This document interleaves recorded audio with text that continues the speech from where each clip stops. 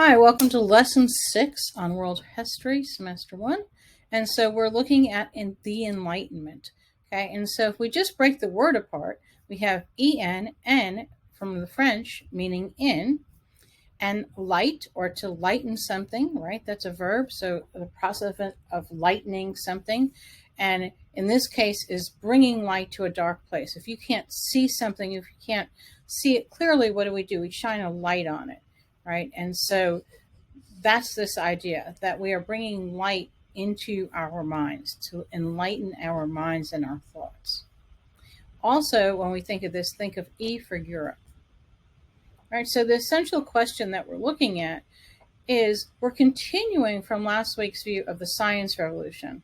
Was the science revolution just about science and that was its impact, that people finally said, oh, yes, the sun's the center of the universe and the earth is moving and not the sun. And that was pretty much the changes that it was in the field of astronomy. Were there any other changes? We know Isaac Newton is looking at gravity and motion and light as far as optics. So it sort of makes sense that we're going into this enlightening time because the study of light was something that Isaac Newton made very popular. And so what are we looking at? When, where, and why was this time period? Social contracts. There's a lot of vocabulary that goes with the Age of Enlightenment. And we're going to actually talk about key people this week. All right, so just to review the science revolution, we have Ptolemy and tradition. And the traditional view was that the world was geocentric, earth-centered. And the Catholic Church supported this geocentric theory. They could find evidence in the Christian Bible that aligns with that idea of the earth being stationary and the sun and the stars being around the earth. And so those two went hand in hand. And we know that in the 1500s, the 1400s, the Catholic Church had a lot of power and was the main source of education for the majority of people. Most people were going to be educated and taught about the world. You would ask questions of the local priest. You would be taught about answers to what to do in the weekly sermons where you would attend church. And also a lot of the colleges were Catholic based. So if you were going to be a priest, you were very well educated, but you were going to a university that was supported by the Catholic Church. And majority of the kings and the queens, the monarchs, the ruling class in Europe are also going to be aligned with the Catholic Church. So this is going to be the traditional knowledge. It's what we still use those words. I mentioned last time we talk about the sunrise and the sunset. Well, we only say that because we believe that the sun was moving. But we know today that we live in a heliocentric universe where the sun is the center, but we haven't changed talking about a sunrise and sunset when logically we know that the sun does not move across the sky. But we still will say that, or how the moon rises, or the moon has moved across the sky. The moon at least does move, but we're moving also. Right? And so that's where we come to Copernicus, Kepler, and Galileo. These are men throughout Europe. They go against the Catholic Church, but not on purpose. That is not their idea. That is not their goal. They are just seeking truth, and they're using math and reason to find that. And observation that's tested and tried to be proven wrong. And that's the key. You went from Aristotle and Ptolemy with traditional views. And Aristotle would have said, well, the sun moves because I can see it. It moves across the sky. I stand here in one place and I see the sun move. Therefore, I observe that the sun moves. Whereas Copernicus, Kepler, and Galileo are going to use different technology. They're going to use math, and they're going to make observations of what else is going around them in the world. Say, maybe the sun is not moving. Maybe we are moving, which explains why we also see different planets at different times. All right. And then we get more advanced into science with Descartes, Bacon, and Newton. And this is definitely, you're writing the books about how to do science. Science is an actual field of study, right? And we get the Baconian method, which we now call the scientific method, where you come up with a hypothesis, you write down the materials, you have a control, You test something, you test it over and over and over again to see what the results are. Now, science revolutions, it just became something. It didn't have the goal other than to find truth about questions that people had. It wasn't trying to change society. It wasn't trying to say religion was good or bad. It was just saying we have questions about why things happen in the world, and we think we can find the answers. They actually believed that the world was very ordered because there was a higher power. All right. So again, not making changes to the social order. Now we get this time of enlightenment. And we get enlightenment, we honestly get the science revolution for the same reason, because of trade, because of that age of discovery, because of all of the European nations that are getting involved in trade, which means people are making money, which means there's a rise in the middle class, which means when you have people with a lot of money, they have a lot of time on their hands. And boredom leads to creativity, right?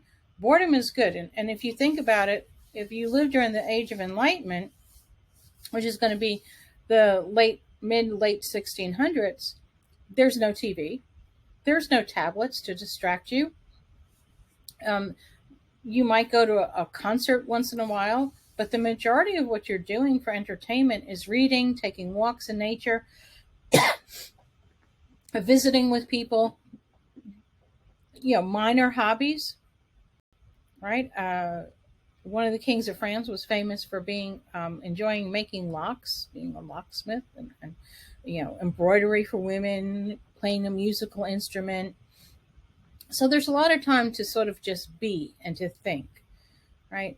And it comes about because of the wealth that comes from this age of discovery, the age of exploration, the colonies that are growing in the Americas, the trading posts that are in Asia.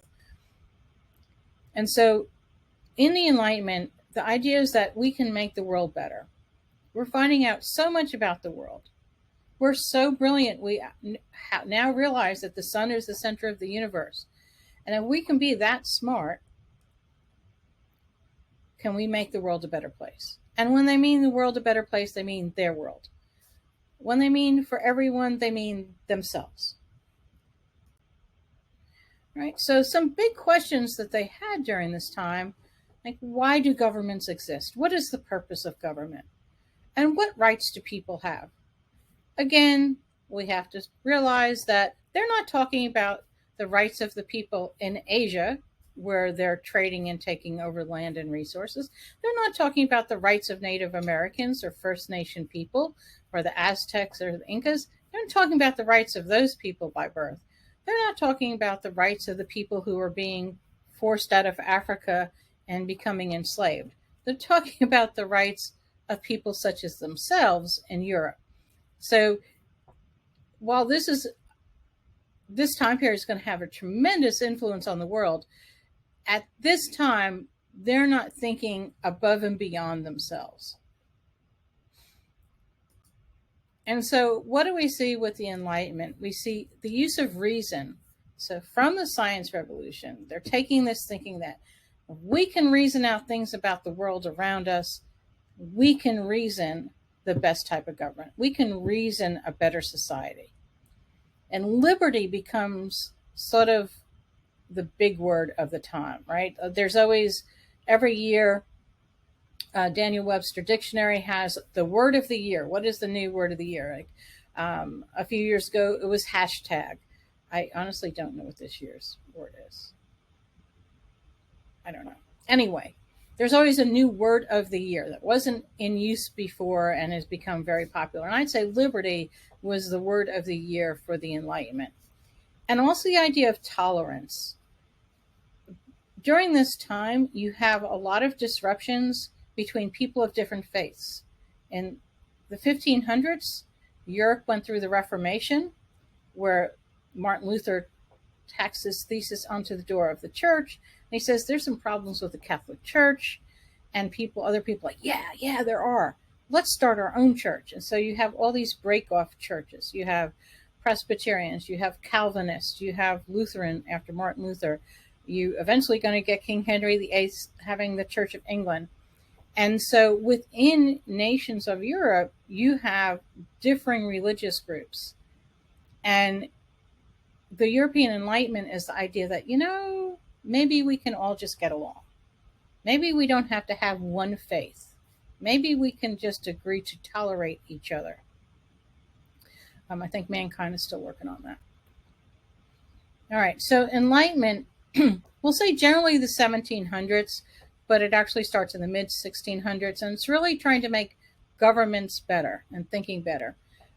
We're going to see philosophers, think of like Aristotle, Plato, philosophers, right? But this was their name where they were philosophers, rather posh sounding because these were posh people. Salons. So salon is the French word for living room. And wealthy people would have a salon meeting. So you would invite your bestest of friends over for a guest speaker, maybe some musical entertainment, and sort of a question of the evening. And then you would debate that question and talk about it. So this starts in France, and the French are still very well known for loving to have discussions like this. And it's not that any one has to be right. It's the act of discussing it where sort of the entertainment comes from, and perhaps to educate other friends, right? The idea of social contracts. And this is a very abstract idea. And with the Enlightenment, we're looking at abstract nouns, abstract ideas. These are not things you can hold in your hand. Okay? So social contract is an agreement within society. And you could say that you have a social contract within your family or where you live, right? That you agree there's certain rules of the house and that you will follow those rules of the house. And when everyone follows those rules of the house, there is peace and quiet, right? So when my husband follows my rules of the house, right, which is, there's so many. And clean the kitchen counter when you're finished, right? There's a social contract that I won't say, did you clean the counter? If he just does it on his own. If he doesn't do it on his own, then I'm going to have to follow up behind him. So social contracts are not always written rules or laws, but things that in society we agree upon. Just like when you go to school, in a public school or private school setting, you agree to follow the teacher's rules, right, in your classroom. And every teacher might have a different set of do's and don'ts, or what's allowed and what's not allowed. In a way, that is also a social contract, right? And then we have natural laws, another abstract idea. So a natural law is the idea that a higher power has created the world and set into motion certain laws.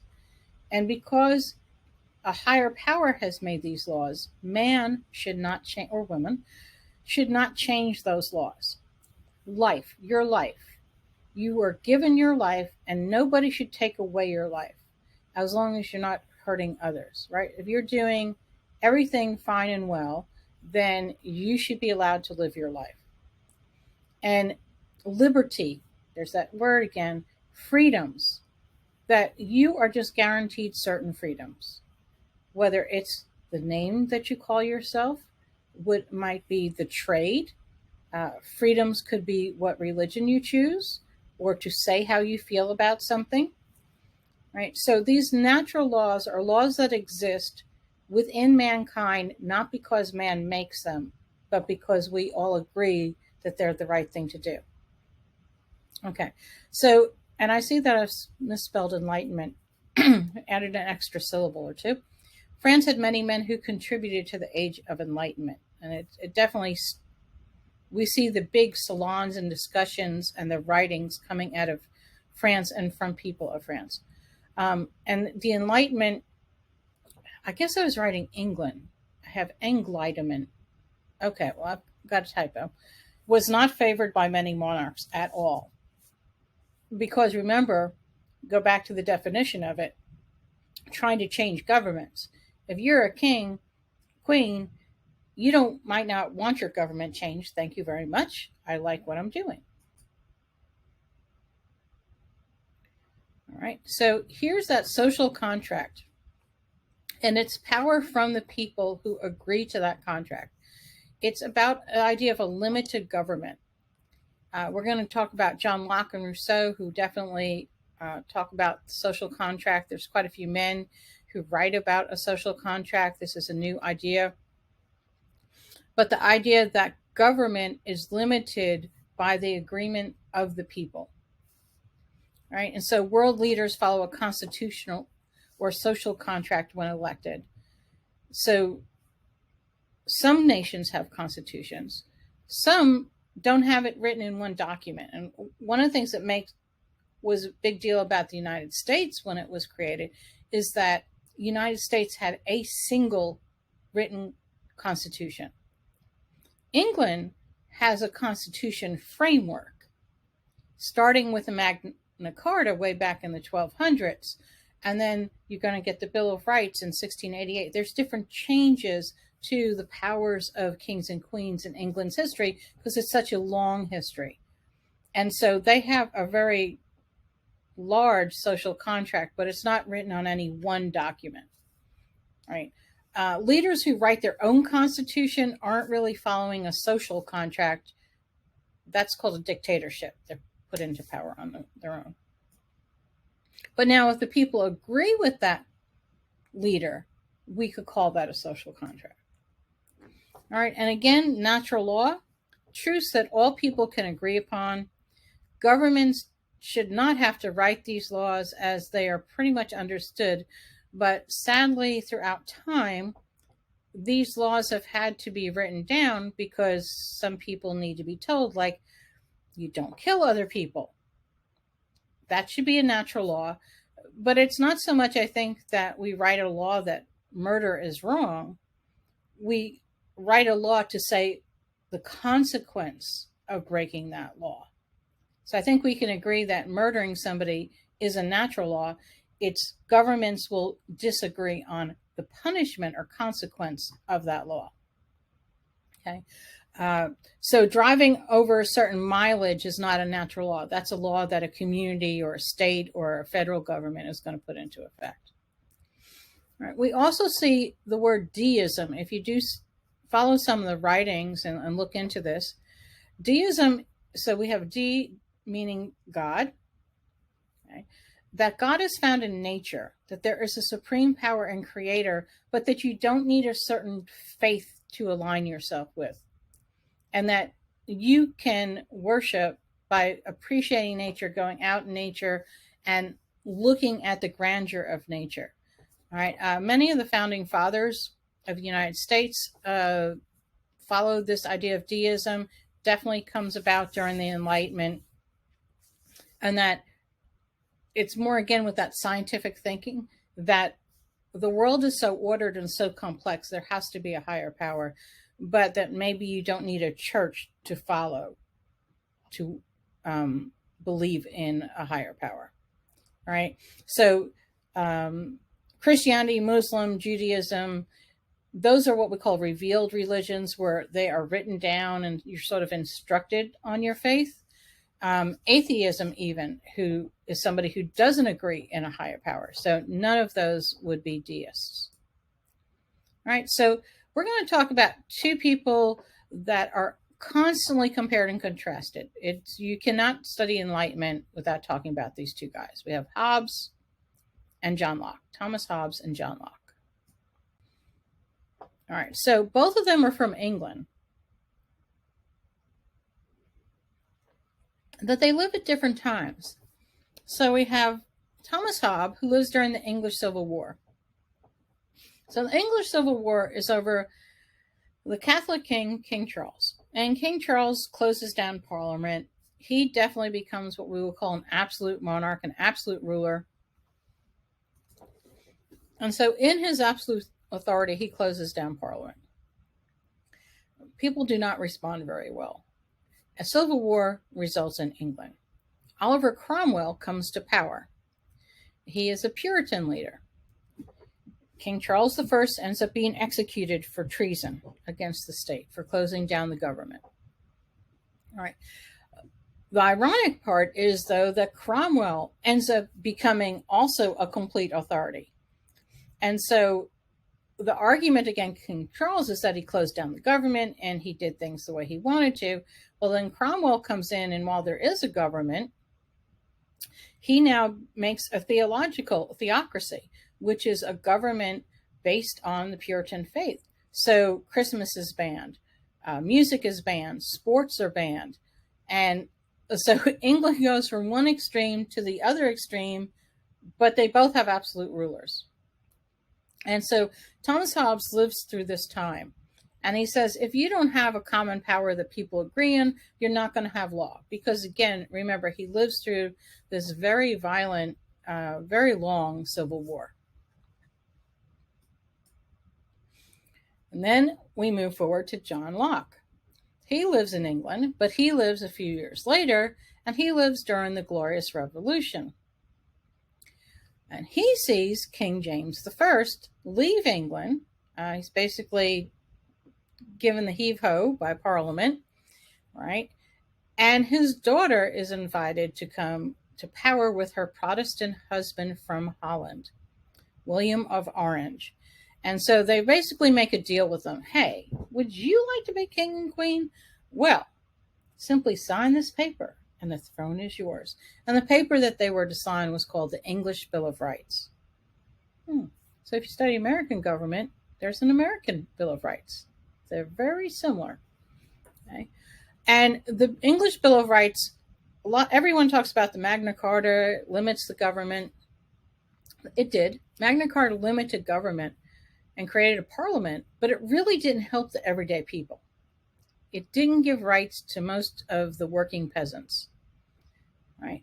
This Bill of Rights was for every citizen within England. And so this really changed government and truly was a glorious revolution.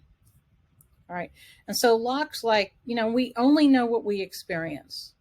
We're going to talk more about both of them. So they both go through changes in government within England, but one being very violent and one not. So let's compare and contrast them.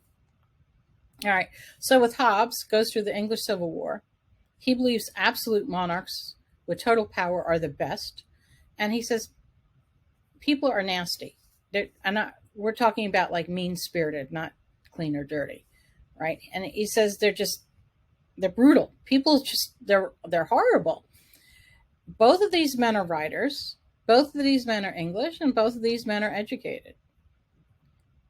Whereas John Locke lives through the Glorious Revolution, a peaceful change in government.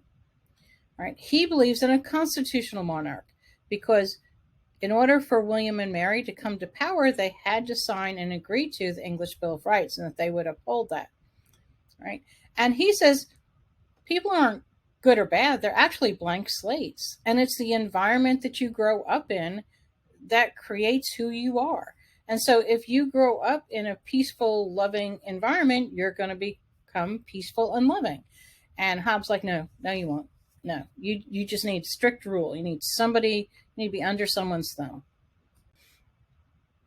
All right, so let's look at some other people to compare. So we're going to again look at Hobbes and Locke. We're going to look at them a little bit more. And then Montesquieu, Jean-Jacques Rousseau, and Voltaire. All right, so Hobbes writes the book Leviathan in 1644. And he says, if we just let people act as nature, like the birds and the bees, there's going to be killing and taking because nature's not sweet and loving. You can have that image of this beautiful sunny day and the birds are singing and the bees are buzzing and butterflies are flying around. But you know what? You can also go watch a bear catch a salmon in the stream and bears fighting over something, and they're going to kill each other. Right? And they're going to take what they want. So nature can be pretty brutal. And he says, so if we look at nature, he said, when nature has groups, they have a leader. And so he says people also need that leader. They need a king with total power. You just got to trust in that king. And he says that social contract is really between the people to live together nicely. You don't have the right to choose your king or tell your king what to do. And so he says people need strong rulers to keep them in line. And we have John Locke, who writes the treatises of two governments, or two treatises of government. I might have that written wrong. He's hanging out with Isaac Newton. He's hanging out with some pretty cool guys. They actually start the English Royal Society of Science. So again, science is really the foundation of what we're talking about, all of their thinking.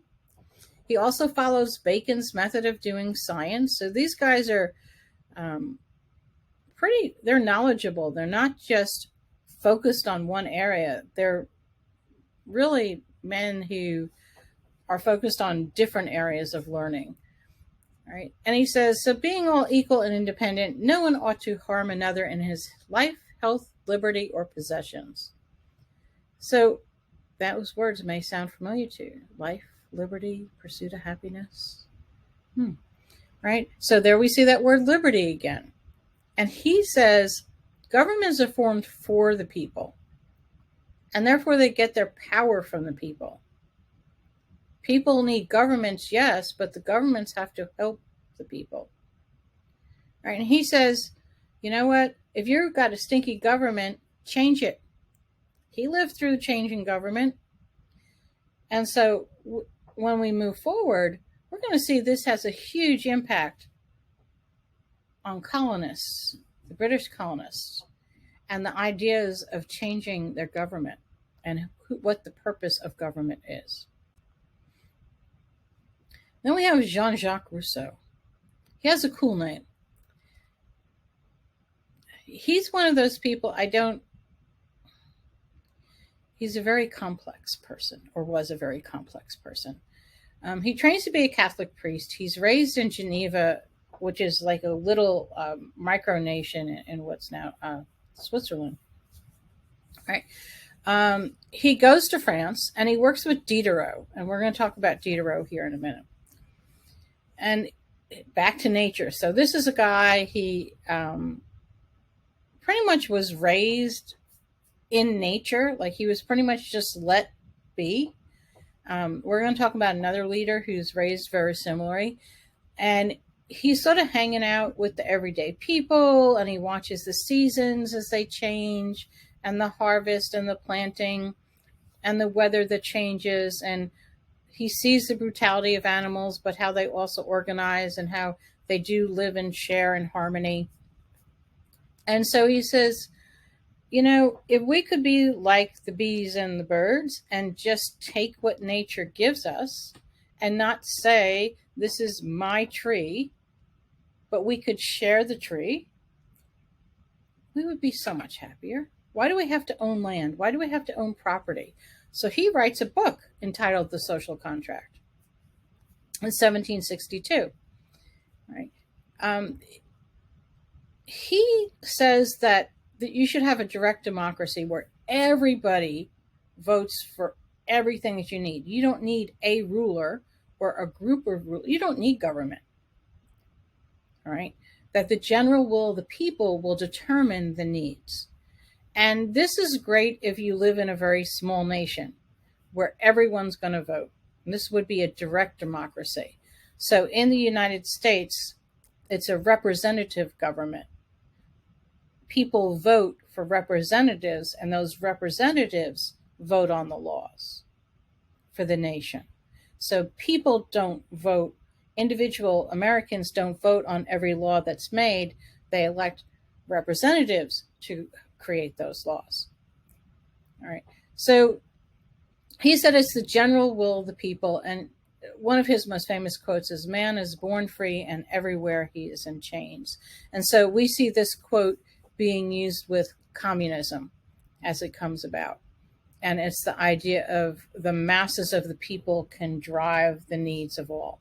And the idea of communism where you share property. There is no ownership of property. So if you look to the Soviet Union, former old Cuba, there's where you're going to see Rousseau's hand at work. Rousseau did a lot with education, by the way. So if you're interested in becoming a teacher, educator, you're probably going to read some of Rousseau's work on education. And some of his ideas on education were still pretty solid, that you should meet you where you are. And if you have an interest in math and you're great at math, then you should be able to progress in math. And maybe your music skills are down here. So, all right, so you study music at the level that you're at. But if your math skills are very high, then that's where you should be studying math, not based on your age. And also following your interest and interesting work. All right, so ideas on humankind. Right, we're talking about government and people. So we have Thomas Hobbes, and he says people are born nasty, brutal, short, solitary. And he doesn't mean short in height. He means like short-tempered. And solitary. So people they just want to live their own lives. Right? They don't need to be milling about in groups all the time. They want to go home and live their life. And we have Thomas Hobbes who says, no, people are tabula rasa, from Latin, meaning blank slates.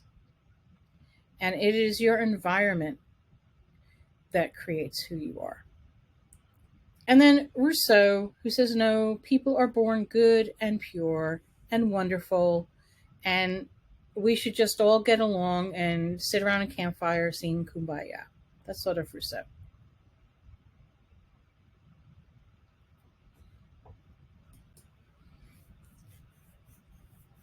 So if we, did I repeat this? Maybe not. So Locke is going to be really influential. We're going to see in Revolution. You're going to find Locke's work. And Locke probably has the most direct impact, because we're going to see Locke in the American Revolution. We see Locke's ideas in the French Revolution and the Haitian Revolution and the Mexican Revolution. So when there's an extreme change in government, the justification often trails back to this man here, John Locke. Okay, we're going to see his reading, his work and words in the Declaration of Independence in the United States. We're going to see it in the United States Constitution. In fact, we're going to see a few of these people's ideas in the United States Constitutions. And because the French Constitution was written based on the American Constitution, you're going to see it in the French Constitution. You're going to see it in the Haitian Constitution. So a lot of constitutions that come about in the late 1700s, early 1800s are based on Locke's ideas of liberty and life.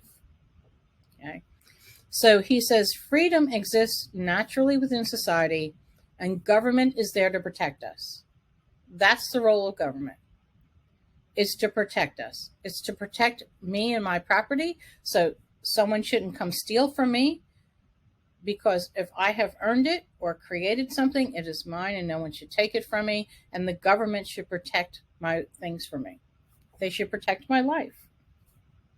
Okay.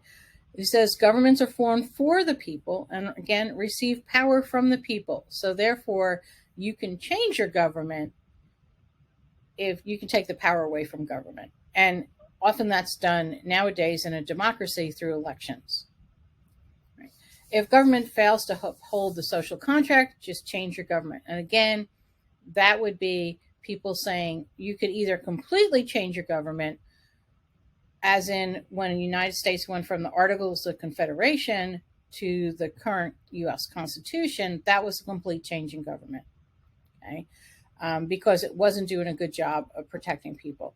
We can also look at the French Revolution, that the government, they felt, was not protecting their rights and interests. And so they changed the Constitution. And then France goes through this tumultuous change of going from the French Revolution to the Directory.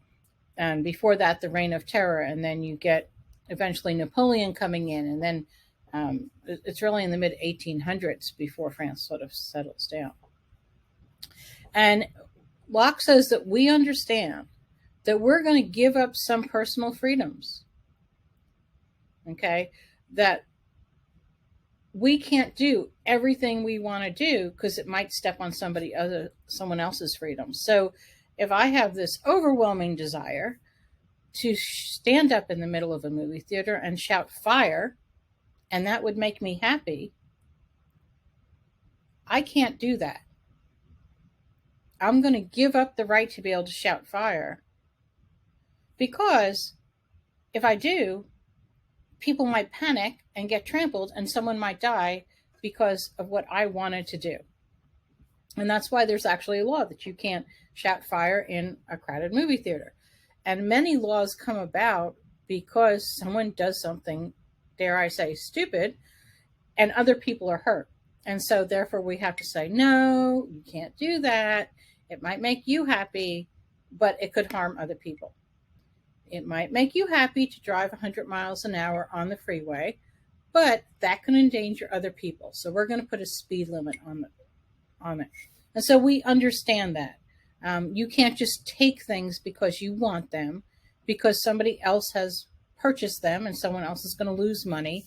And we can agree that these things are wrong and that we agree to follow the laws.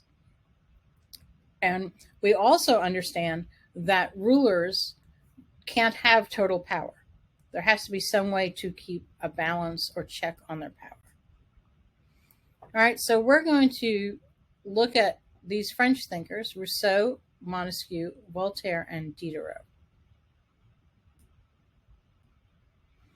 All right, so back to Rousseau.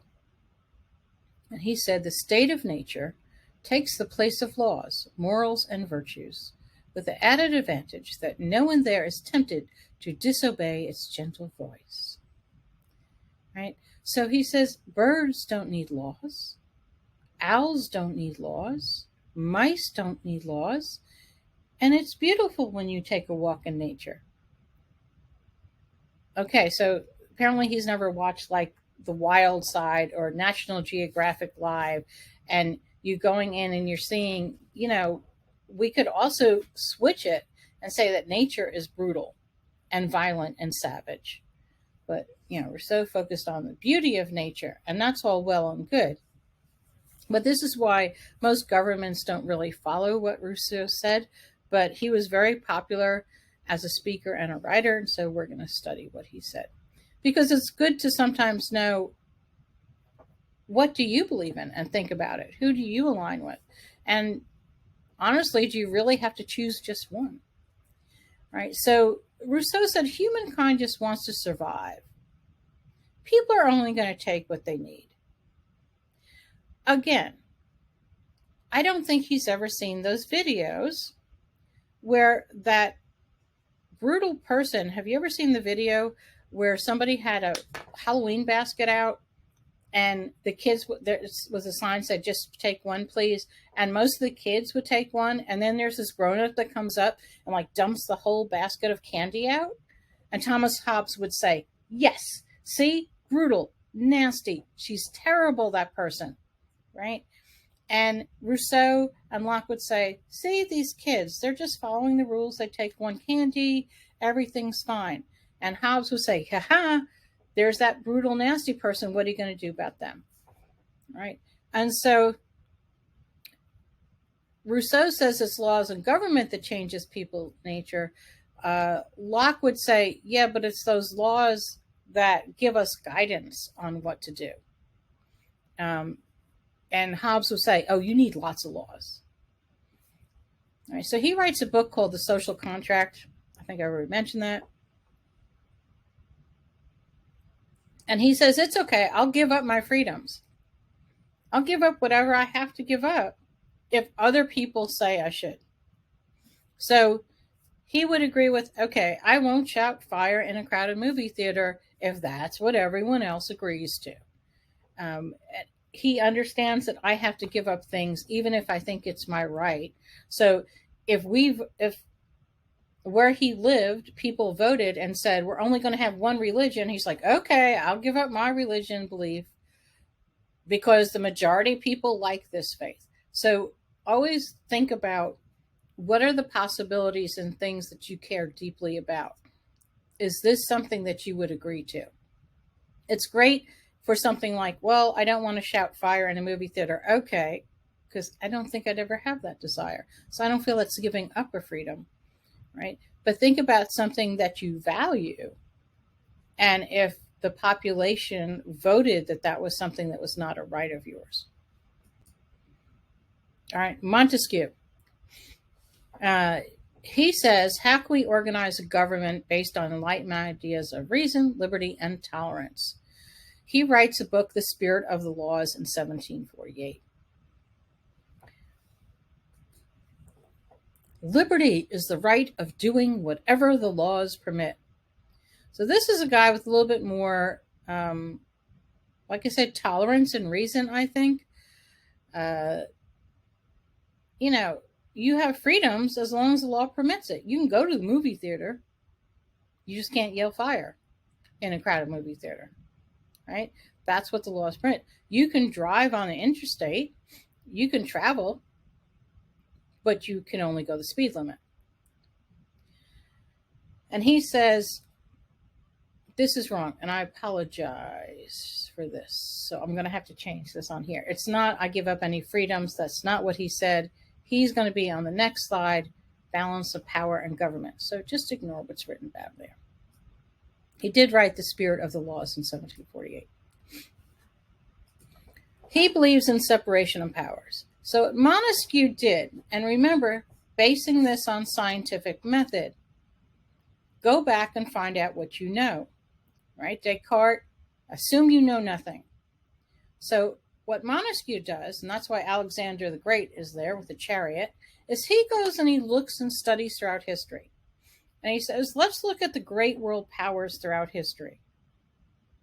What governments did they have? How did their governments run? What made those nations the big powers that they were? And he says, when I look at it, remember, he's a Frenchman. He says, I look at governments that had separation of powers, right? And so he said, England today, in his time, right, in 1700, had separation of powers. You had a constitutional monarch with limited power. There was a prime minister, again with limited power. You had a lawmaking body, that was Parliament. You had a judicial system. And then you had the executive branch. This leads to checks and balances. No one group of the government has more power than another. And so with having the three systems of government, this is best. Now, will the people sometimes get frustrated because things seem to not be changing and not be happening? Yes, but he says that is the system of checks and balances. And so if you look at the United States system of government, that's exactly what the U.S. has. There's the Supreme Court judicial. There's Congress with the two houses, right? The Senate and House of Representatives. And then you have the executive branch. And no one should have more power than the other. And so let's say the president does something, an executive order, which gives the president individual power to create a law. Well, the judicial system can examine that executive order and find out if it is constitutional or not. Right? So the Supreme Court, they don't have probably as many checks and balances, but people are nominated to the Supreme Court. People are voted into the Supreme Court. And then as they leave, you get a change. So as people's ideas and society change, the Supreme Court, the judicial system, also changes. And at the lower levels, you have a judicial system that changes quite a bit. And then the lawmaking, which people vote for those representatives, and you vote every few years for different representatives or House members. And that's a way, again, to have checks and balances on the power. All right, so let's look at Voltaire. Voltaire got in trouble a lot. He liked to write plays, and in his plays, he usually made fun of the King of France, which sort of aggravated the King of France. So he goes and lives in England for a while, and he writes a book of letters, philosophical letters, about English government and society. And so it's sort of like Charles Dickens' story, A Tale of Two Cities. If you ever get a chance to watch that, that's another good comparison. Tale of Two Cities compares French society to English society. And so that's what France is doing at this point. A lot of the French people which is probably why the Enlightenment starts there, is because they are underneath an absolute ruler, an absolute monarch, and they're looking around for, is this the best way? And so Voltaire writes about religious tolerance, support of science and the arts, that it is celebrated. And so you have Oxford University, you have Cambridge University, and these people, you have the Royal Society of Science that's being developed. He becomes good friends with Isaac Newton. And Isaac Newton, many historians believe he probably was on autistic spectrum. He didn't do well in groups with people. He wasn't good at handshaking and small talk, tended to have meltdowns. But Voltaire's like, this guy's genius. And he would just talk about, and Voltaire loved going to parties. He loved speaking, loved writing. And so he was like his marketing agent. All right. He was pretty much like, he became the face of Newton. So he would talk about all the great experiments Newton was doing and really popularized him. So Voltaire is most known for his freedom ideas. And he says, freedom of speech should be a natural law. Of course, you have to speak the truth. You cannot speak lies. That's not freedom of speech. Again, with the ability to say fire in a crowded movie theater, that is not freedom of speech because you are potentially harming other people. Freedom of religion, yes. Freedom of the press, yes. As long as, of course, what the press prints is true and right. So realize at this time in France and other countries within Europe, the monarch would have people who would read what was going to be printed. And you could not print, if you owned a newspaper, you had to have a royal advisor look over the stories that you were going to print, and you were not allowed to just print what you wanted to. All right. It had to favor the government and the royals. So he fully believed in freedom of the press. And one of his most famous quotes, and it's one I really like, I may not agree with what you have to say, but I will defend to the death your right to say it. And I like this idea that it's okay for you to have a different opinion than me. I don't have to agree with you. We don't have to be ugly with each other about it, but let's just talk about what we believe and agree to disagree. All right, now we have Diderot. Diderot is a writer. He writes and writes and writes. In fact, he spends 20 years writing the encyclopedia. Encyclopedia, a dictionary of science, reason, arts, and jobs. And this encyclopedia volume was tremendous. It was just unbelievable what it covered. It covered everything from beekeeping to gunsmithing to ideas on government, everything. There was some writing in there that sort of was persuasive in what he wrote. But anyway, he writes this dictionary. Basically, he's out of a job once he stops writing it because I guess he had said everything he needed to say. But Diderot writes, and he really includes the Enlightenment ideas in his dictionary of reason. So it's not just pure facts, it's really persuasive fact writing. And he does a lot of comparing in the dictionary of one thing to something in government, good or bad. So we haven't talked about this yet, but we're going to get into, we especially get into this with when we talk about Russia. We have enlightened despots. And enlightened despots were rulers like Catherine the Great who read Voltaire and read Diderot's writings and like it. They love these ideas. They're like, man, these guys are brilliant. But they're not quite ready to give up their power.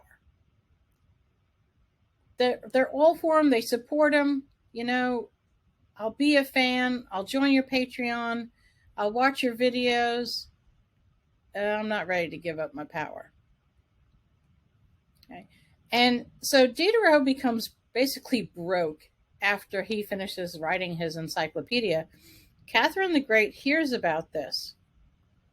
She buys his library, but allows him to keep his library in France and pays him a yearly salary for him to take care of his library. Pretty sweet deal. He travels to St. Petersburg in Russia and visits with her in 1773, spends some time hanging out with her, chatting about all these great ideas. So we do have rulers in Europe thinking about Enlightenment ideas, but they don't really take the next step. And so the first time we really see those Enlightenment ideas put into use is going to be in the American Revolution. All right, so let's compare the Science Revolution to the Enlightenment. They both use reason. Both are happening in Europe. Both are happening at the time of colonies, trading posts, plantations, right? So learning so many new things about the world. Science Revolution, though, is only about science. There's no challenge to kings or authority or power, the church, nothing. They're just happily doing science in their labs. And the purpose or goal is to understand the world. Right? Where the Enlightenment thinkers are using science thinking and applying that rational thinking to everything they can think of. Did I say think too many times? So everything that they can say, how can we make this better? Okay, let's take the science method and let's break it down into steps. Right? They do challenge king's power. They do challenge church power. Not religion itself, but the power of religious groups. That's what they're going to challenge, right? And they're trying to make society better. How could we make the world better? But again, it's rather limiting because they're really only thinking about themselves. And these are mostly posh people sitting around with their cups of tea in Paris, debating and a little bit of musical entertainment, and then we'll have a speaker, and let's talk about Voltaire's latest philosophical letter from England, and that would be the discussion. Or let's read a page from Diderot's encyclopedia, and what do you think about that? And so that is the type of making the world better that they're looking at. All right, so to summarize, we see reason, science, liberty, being that keyword, right? Progress, trying to move forward, trying to move out of the dark ages and changing the world. In England, we see that the government moves from an absolute monarch with King Charles to a constitutional monarchy with William and Mary and the English Bill of Rights. They have a separation of powers, which Montesquieu gives a thumbs up to, with checks and balances. And in England, we see sort of the Enlightenment thinking starting with Hobbes and Locke, and those two differing philosophers and how they view the world. All right, and then as we turn to France, their government is an absolute monarch.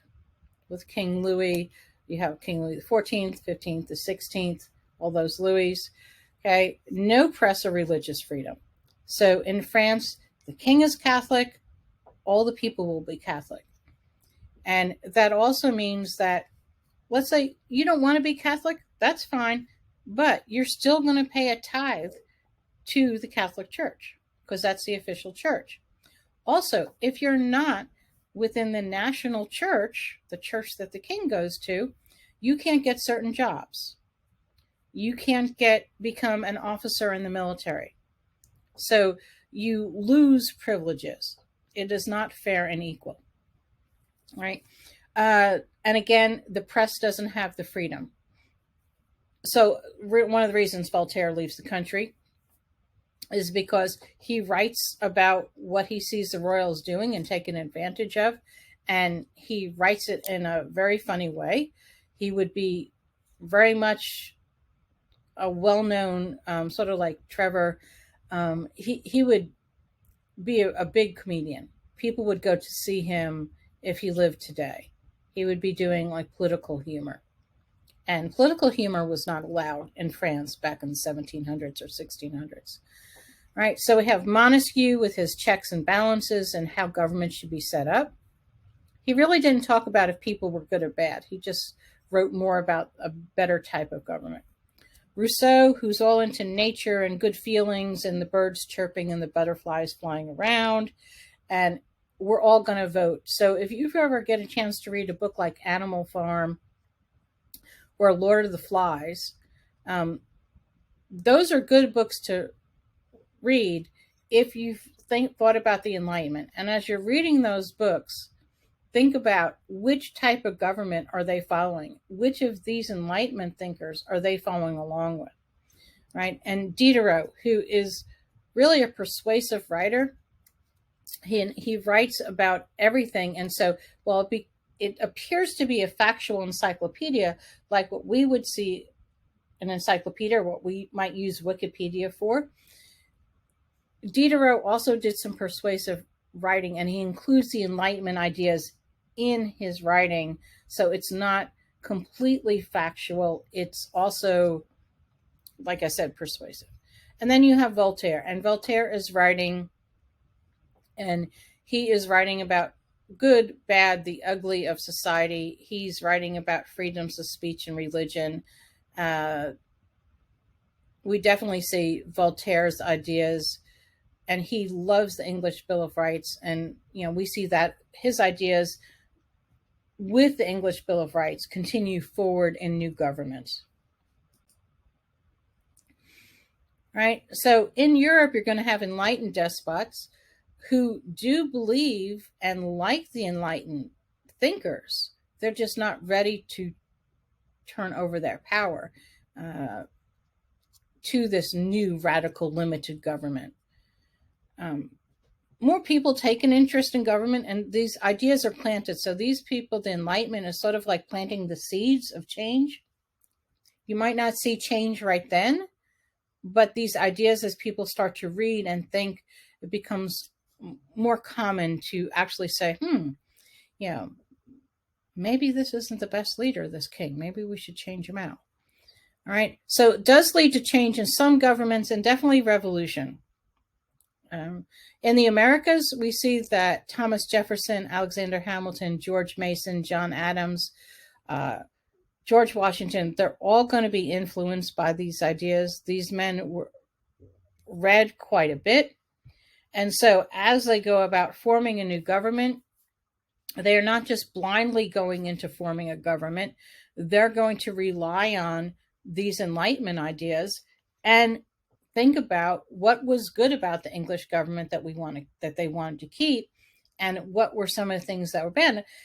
Remember, if you're studying with American history, a tie-in, the first American Constitution was stink. They got rid of it. The Articles of Confederation, it didn't work. And so they went back to the drawing board, and they write the current U.S. Constitution, which has been in effect for over 200 years. All right, so that is the Enlightenment. It is a time when people start to think about and question, and again, they don't really address slavery.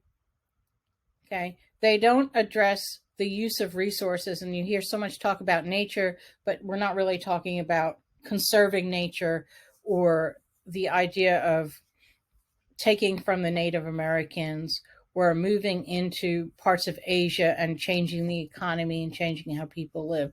So we just want to we can look at the Enlightenment within Europe and look at those impacts and changes. And then we need to step back and look at how does the Enlightenment fit into this time period in world history. All right, so that's it for the Enlightenment.